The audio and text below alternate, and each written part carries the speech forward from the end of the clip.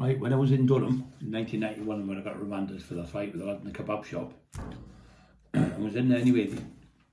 The screws didn't like the fuckers. When I was only young, about 27, I think I was, 26. So I'm in there, I'm fucking huge, massive, and goes in, and there's the screws, as you know, and what you get in there, you get a book off them that tells you what you're allowed by the Home Office approval. So every 3 days you get the right for a video. You have a video in different land and you get a video. So anyway, there's a bit of carry on, and some lad's supposed to pinch some knives out of the catery, you know, like in the kitchens. We're going to stab someone, so they shut us down. I said, but we're still Mr. Robson, they called him. And then he said, we're still entitled to a video. He said, no, get back to yourself out. I said, we're entitled, you've got no, this is from the Home Office approval. We have got the right to watch a video every 3 days, and we want that video. So he's going to get in your cell, about 6 of them come forward, fucking come on, you fucking wankers. Anyway, they fucking shit themselves, they left me. So that was, say, on the Friday. So the Saturday was okay, then the Sunday, they come round, the full fucking squad from A-Wing, all the way from A-Wing, screws lined up to B-Wing, where I was at. And then when you're going down the block, and I went and I brought this big screw. He was, I remember being in the gym training he was in. He could bench 3 plates, but I was doing 5 in jail. I could do 6, so it's over 6 when I was out, but I was doing 5. And he thought he was big, strong. I was fucking strong as a bull. I was doing 7 plates, front squats in the jail in Durham. And I was, like I say, 26, I was fit as fuck. Anyway, he come to the door, come in, he had a mufti thing on, all the gear on, all the mufti squad. I went, fucking come in the door. Come in that door and I'll drag you in, I'll fucking punch that visor through your face. Full of fucking rage I was. Anyway, the fucking loads of trying to intimidate me. Anyway, in the end, Elvis Tomo was with this boxer. He said, oh, you're going to have to go down, you're going to get loads of fucking jail. So anyway, I goes down. So I comes out and I start inspecting them, like, you know, like in Dad's army when they stood like soldiers all the way around. You need to get your shoes polished, you need to get a shave. You too small to be a screw.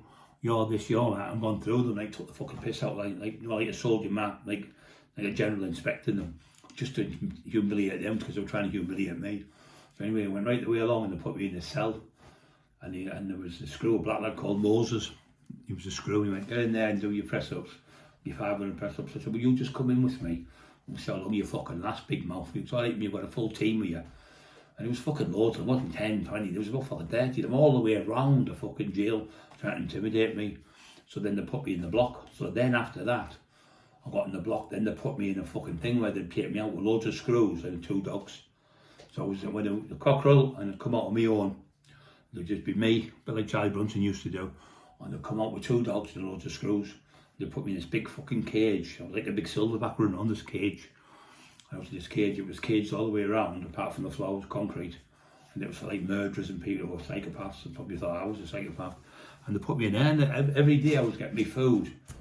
And I was falling asleep dead early and everything, and I found out later on that the Monkey Lines, Paul Lyons told me, he said, what they do, they put fucking drugs in your food, like Lactol, things like that. He said that type of drug to sedate you, to keep you calm. And he said they won't let you go on the way, so I couldn't go on the way, so fuck all, so I'm in this little cell. Next minute, Elvis Tomo comes next door to me, and he told me I read this book called The Magic Cottage, because it was fucking, that's all you could do, there was nothing in there, then you had to piss in the bucket. There was no exercise, the exercise was if it was on, you got it, but you should take me with 2 dogs. I went on for about 3 months and then I calmed down a bit, but it still kept me in the block. All that time I was in the block, 100 and something days I was in the block, saying it was too dangerous. And when I was in the block, what happened is, I'll tell you part 2 after this because it's a bit long. So I'll tell you part 2 because I was in the block with Tomo, and the Vicar used to walk past and go, "What's Vicar?" And we'd take the piss out and we'd play games out the window, could stop your head going fried. There was another lad next door going, "I'm on top of the world, Mark, I'm on top of the world," he'd shout, and I'd say something and he'd say something. There was too sexy for my shirt. We had a radio in the pad, like you had your pad on your own, you see, and that's all you had, just a radio. And you got these fucking shitty shavers that were cat shit, and a bit of water to get a wash, and that was it. And you had a bucket to piss in, shit in, but you'd hold it in till you could go out, and then the next day and go to the toilet. But then you'd be sat on the toilet, and people were like, "Brian, how are you doing?" You're like 100 people walking by watching you on the toilet. Fucking degrading. I used to hate it, mate. And the toilet door, you went up to here on you, so you couldn't even hide behind the door because the door was up to here, that high. And you're like, "Big fella, you alright? Are you alright?" I'm thinking, fuck, trying to have a shit here, and everyone's looking at you. It's dead fucking embarrassing. That was one of the most embarrassing things for me, going to the toilet in there. I used to try and hold it in so they could go the next day and can I go to the toilet to screw? Like that, and they let you go to the toilet. But yeah, that was the worst thing for me. So it's part one, that one there, the riot.